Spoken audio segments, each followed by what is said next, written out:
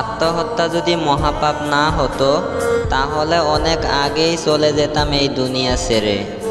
যাকে জীবনের থেকেও বেশি ভালোবেসেছি আমি তাকে পাইনি, তাহলে কার জন্য বেঁচে থাকবো? চেয়েছিলাম তোমার সাথে সারা জীবন থাকবো, কিন্তু আমার সেই ভাগ্য আর হলো কোথায়?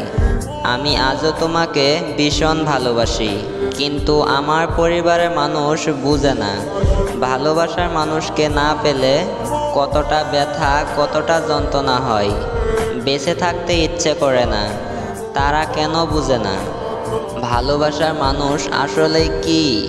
তারা নিজের সন্তানের জন্য সব কিছুই করতে পারে, কিন্তু কখনো সন্তানের ভালোবাসার মানুষকে ফিরিয়ে দিতে পারে না।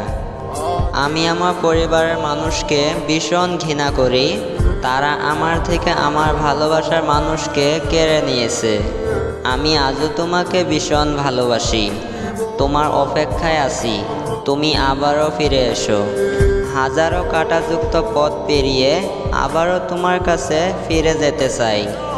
আমি আগের মতোই তোমাকে ভালোবাসবো। I miss you.